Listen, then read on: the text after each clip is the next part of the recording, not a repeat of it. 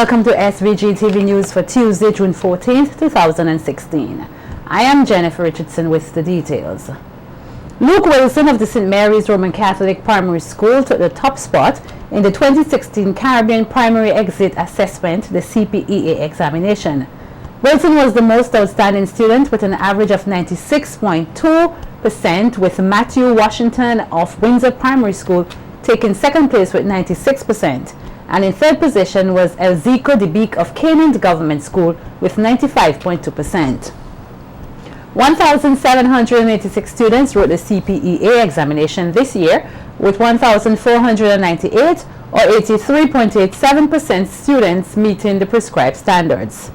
47 schools recorded passes in excess of 80%, an increase from last year's 40%.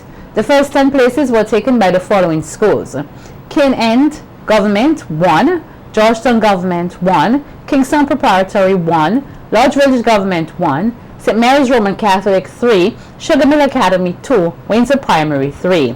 12 students total due to ties. This year's examination shows an improvement in overall student performance of 8.5%. Just after the results were released by the Ministry of Education, SVGTV News team visited the St. Mary's Roman Catholic School, which took 3 of the top 10 positions, including the first place. 2 of the teachers at the school concurred that the top student, Luke Wilson, is a hard-working and eager student. We also caught up with Charlene Williams, whose daughter placed 15th for the Kingston Preparatory School. Very proud, not surprised, because I know that he would have come first this year. And I'm leaving this year, so I'm leaving with extreme joy, knowing that we got 100% also. Luke is hardworking, ambitious. He's an all-round student, good at sports. Anything you ask him to do, he is willing. He's just good. And I want to thank God. First, we're going to give God thanks and praise, for the students, and I'm happy. We are very excited to take the first place, the second year around. We did a lot of work. We worked hard with the children, and the children worked hard also, and our hard work has paid off, and we are very happy, we're elated. Couldn't be happier than today. I'm Charlene Williams, the parent of Jadia Sampson. I am very proud of my daughter for what she has done. She performed well at the CPA exam, and I'm very proud of her. What about you? I feel overwhelmed. Okay, how much you placed? 15 for girls, 40 overall. Okay, and you feel excited about going to Girls High School? Yes, please. 9 grade 6 students will tomorrow, June 15th, 2016, compete in the annual primary school's public speaking competition, which will be held at the Methodist Church Hall from 9 a.m. The competition is hosted by the Ministry of Health, Wellness and the Environment. The schools participating in the competition are Marico Government, to be represented by Gregory Hull; Sunshine School, Tiffany Oliver; Lomans Leeward Anglican, Lativia Daly; Barley Government, Shakima Stevens; Belair Government, Stanilas Gomez; Barley Methodist, Isaac Sepira; Belmont Government, Relicia Dixon; C.W. Prescott, Diliani Scotland; and Kingston Anglican, Ada Small. The students will compete in 2 categories: a student-prepared speech and an impromptu speech. Each student is expected to deliver an 8-minute presentation for the prepared speech and a 1-minute presentation in the impromptu segment. The topic for the student-prepared speech is "The print and electronic media have a huge influence on violent behaviors among young people." The competition is designed to encourage students to conduct research, heighten their awareness about issues affecting their health and well-being, and improve their communication skills.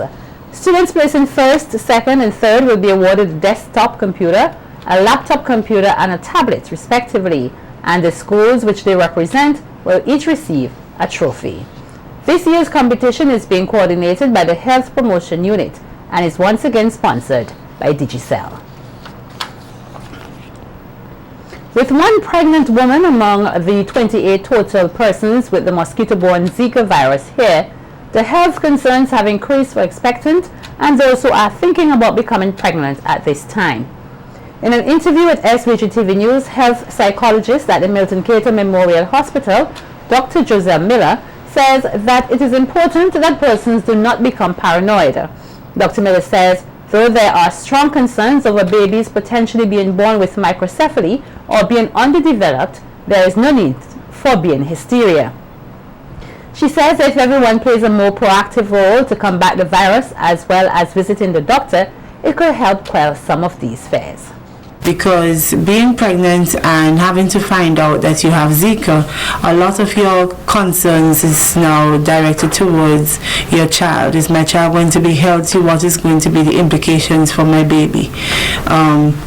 For mothers who are early stage pregnancy, it is more serious as opposed to those who are later down in their stages of pregnancy. For anyone, if you're pregnant or even couples that you're thinking of becoming pregnant, you need to go and speak with your doctor. Speak about all of the implications, the medical implications, get all of the necessary information and take the necessary precautions. You want to make sure that persons understand that you have to do what is needed to get rid of mosquitoes in your home. Use a lot of repellent and all of these different things that is going to ensure that you stay as safe as possible, especially if you're already pregnant.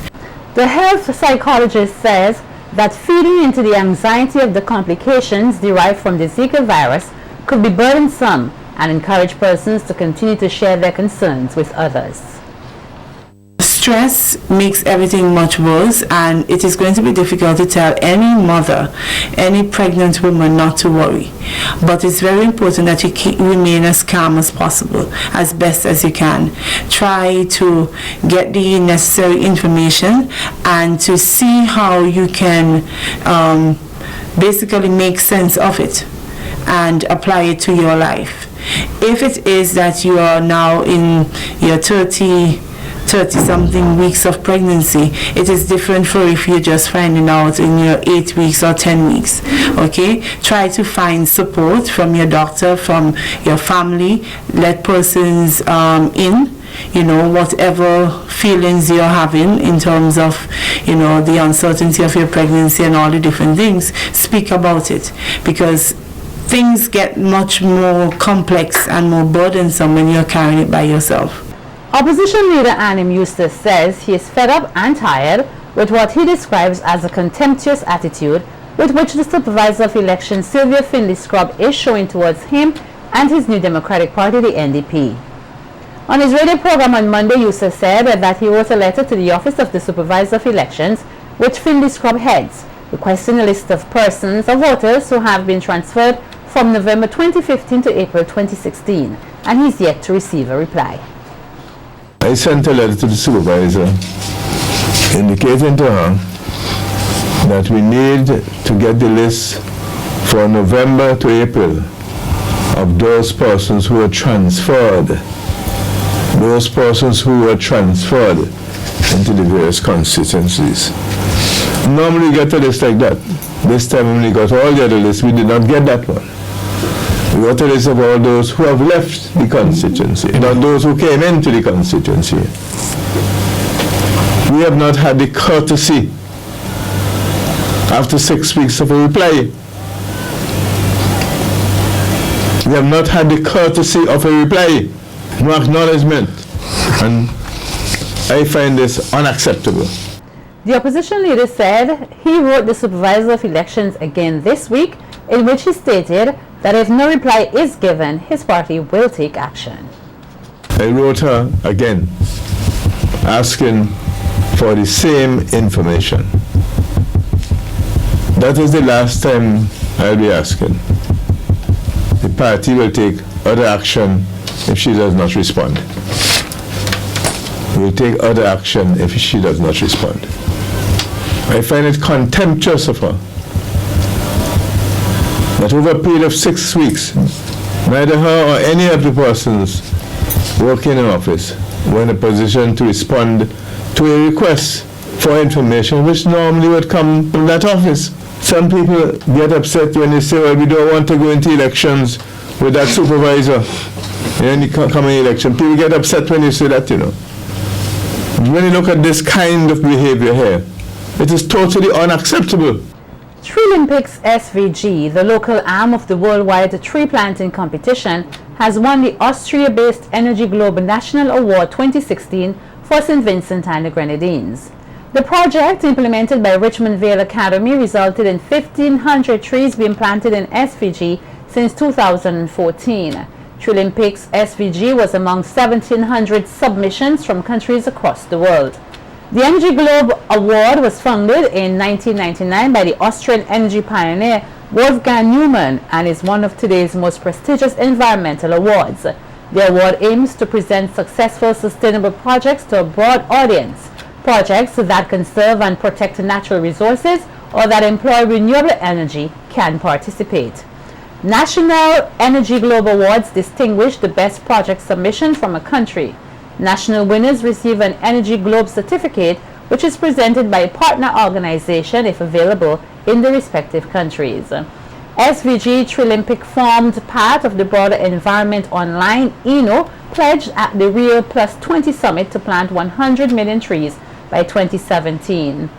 As a part of their pledge, ENO launched the Trilympics campaign, a worldwide competition in tree planting for schools and community organizations. More than 100 countries have participated. In 2014, Richmond Vale Academy mobilized 99% of the schools in SVG to plant trees, making St. Vincent the winners of the Golden Medal for the world's most active country. In the fall of 2015, Richmond Vale Academy planted trees with all the schools in SVG and with several community groups. For the second year in a row, SVG won the Golden Medal for most active country in the world. Every school in SVG that participated in the Trilympics 2015 has planted between 5 and 15 fruit trees on or near to their campuses. The formal regional conversation around marijuana in the Caribbean community, CARICOM, will move to another level with the first national consultation on the issue to take place here tomorrow, Wednesday, June 15th. The Regional Commission on Marijuana, in collaboration with the Government of St. Vincent and the Grenadines, has convened a series of consultations with a cross-section of stakeholders, including youth, faith-based organizations, and non-governmental organizations and special interest groups. In July 2014, the CARICOM Conference of Heads of Government mandated the Secretary General of CARICOM to establish the Marijuana Commission, which would inter alia examine the social, economic, health, and legal issues surrounding the various aspects of marijuana use in the Caribbean and its implications, and make recommendations to the conference. In fulfilling its mandate, the Commission will host 3 focus group discussions and a town hall meeting as part of the national consultation here. They will engage with youth drawn from secondary and high schools, community, colleges, tertiary learning institutions, out-of-school youth, youth leaders, and institutions working with youth. Discussions will also be held with special interest groups such as researchers, medical practitioners including of alternative medicine, advocates for medicinal and other uses of marijuana, and representatives from the National Drug Council, as well as faith-based organizations and non-governmental organizations. The consultation here in St. Vincent and the Grenadines is the first of the region-wide engagements to be undertaken by the Commission and will take place at the Methodist Church Hall from 7 p.m. And this country is part of a regional discussion on sustainable energy, energy conservation, and renewable energy. Speaking at a national dialogue today at the NIS conference room, Executive Director of the Caribbean Policy Development Center, Chantal Monroe-Knight, said the objective of such initiative is to look at the status of policies, legislations, and incentives which may exist on the regional and national levels with regards to energy efficiency and conservation. Monroe-Knight stressed that today's event is not a typical workshop where participants are usually dismissed without any further feedback. She assured that the recommendations and information shared in today's dialogue will be refined in a regional policy paper. Not going to assume that either the sky is falling down or the ship is sinking, but we want to hear what is being done. And we want to hear from you, your impression of what is happening, hear from the government, hear from CARICOM what exactly exists. But then as well, we want to discuss and agree recommendations for improving if necessary. So everything may be hunky-dory. There may be no need to change, and we can say civil society is satisfied that the process is moving along and that we are supportive. But if it does need change, we want to also be able to make some recommendations on some of those changes. Knight says the organization is very concerned about energy efficiency and its effects on the region's development. This is not something that only affects policymakers. It's not something just for CHARS. This is not something just for the energy division. This affects, and I think actually said at our household level, is extremely important. Government plays a key role in setting policy and the legislative framework, but behavior change, citizen awareness, and buy-in are key if we are going to make whatever change that has to happen sustainable. We believe fundamentally that without it, we will be in danger, again, of not being able to move forward. So if we believe that government plays that key role, but that we have to add behavior change, it means that citizens have to be aware and engaged and involved as critical as part of the policy process. This country is the fourth country to be holding discussions on sustainable energy, with Trinidad and Tobago along with Guyana the next two countries to be visited. Julian Lewis, Ulrich Hansen and Jordan Ford from the Grenadine island of Mairo were this morning granted bail after they were recently remanded into custody on two separate charges of robbery of approximately $500 and assault bodily harm on Christopher and Sandra Memon of London, England on May 25th this year. When the trio previously appeared at the Serious Offences Court facing the charges, Senior Prosecutor Adolphus Delpesh had objected to their bail, stating that the police at Union were investigating offences of a similar nature, of which the accused were suspects. When the men reappeared in court earlier today, Delpesh told the court that the prosecution was waiving the objections.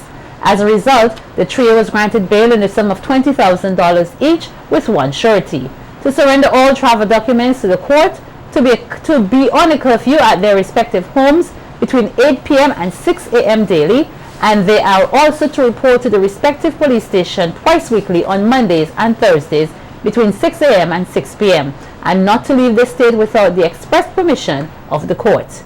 The preliminary investigations, which began last week, heard testimonies from both victims and has been adjourned to continue on September 30th, 2016.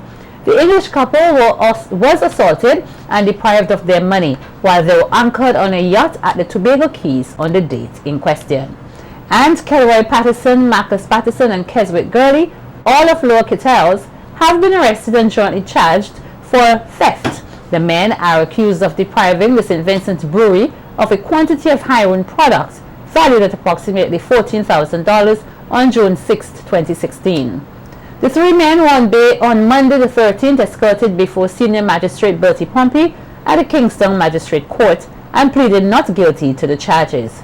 Court Prosecutor Elgin Richards had no objection to their bail, which was allowed in the sum of $14,500 each with one surety. They are to report to the Kittels Police Station on Mondays and Thursdays between 6 a.m. and 6 p.m. They were also put on a curfew to be indoors between 6 p.m. and 7 a.m. daily until the matter comes up for hearing on July 25th, 2016. Don't go away, Carnival Beat is coming right up.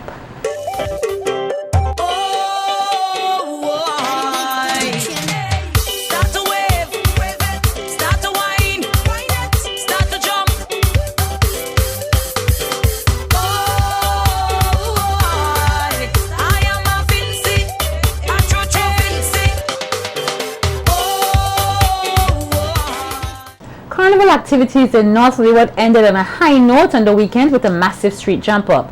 The weekend activities started off on Friday, June 10th with the staging of the Miss Leeward Pageant 2016. The crown was captured by Miss Chatterbillet.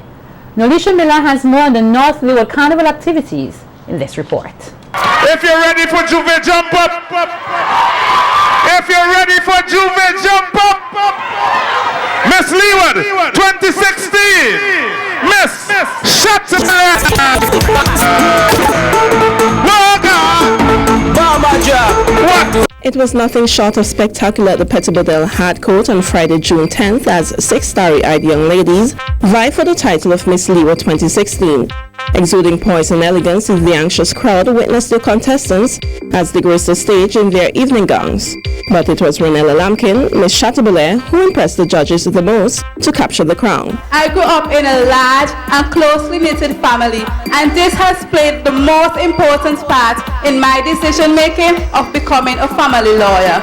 I would like to have a hands-on approach on dealing with cases of broken families and families who are in need of the type of assistance that I will be providing, and the well-being of any minor child or children will be my main focus, especially on the changes of gender role in our society.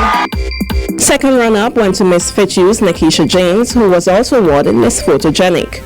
Miss Vermont Nelissa Parsons was awarded first runner-up and walked away with the titles of Best Evening Wear, Best Talents, and Most Disciplined. The other contestants in the pageant were Miss Barley Cherise Roberts, Miss Pettibodale Melissa Bowens, and Miss Leigh Brianna George. All seemed content with the accomplishments of their pageant counterparts.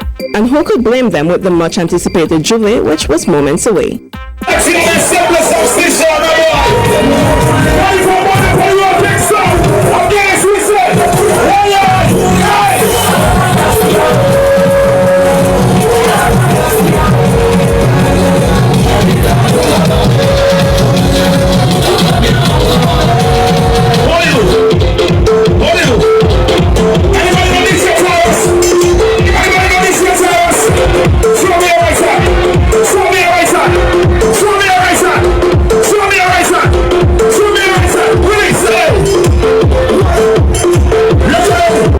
Hundreds of persons paved the streets of Chateaubelair in the wee hours of the morning and throwing all caution to the wind as they reveled in the Juve.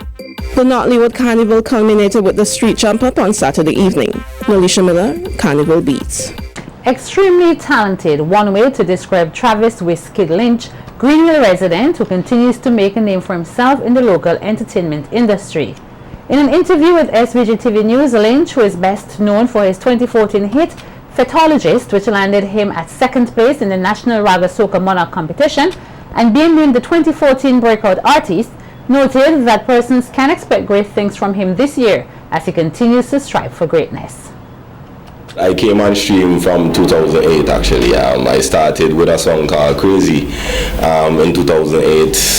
That was the first time practically I got radio play, so from 2008 until now. 2014 was the year that people actually got to know Wizkid more with the song Fetologist actually. So 2014 so far has been my most productive year. But this year seemed like a better year for me. Mama Man, Own Way kicked off on a different level still, so expecting big things for this year. Right. I'm trying to diversify this year because over the years the Raga Soca has taken me places, yes, but Soca is Soca, Power or Raga Soca, so you have to be in the two fields at the same time, you know, to get a response, a greater response still. So I plan to please everybody with the Power and the Raga Soca this year. The producer, songwriter and performer outlined that thus far proper promotion remains an issue, but still expresses gratitude to all supporters of the Wizkid brand. He also highlighted plans to further enhance his growth as an artist beyond 2016. Promotions has been going good. I would have liked, I still trying to get some corporates on board in terms of the whole Wizkid brand, the whole Stereo Damage Entertainment brand. So far, we got to big up all the DJs because without the DJs, the artists wouldn't really have ears. You know, the DJs are the people who play out the music and make people hear it. So big up all the DJs. I don't have no problem with no DJ. Right. This year, well, it's up to the people. If the people really say, well, I should enter a competition, I will do such things because, we're all about the fans. So if the fans requesting it, I'm there. Expect energy, expect Wizkid, expect the brand Wizkid still because we're planning to keep up and go further this year. And we have some things coming up, but I don't want to say punctually yet, but expect me outside of St. Vincent. You have surprises. Yeah, expect me outside of St. Vincent soon too.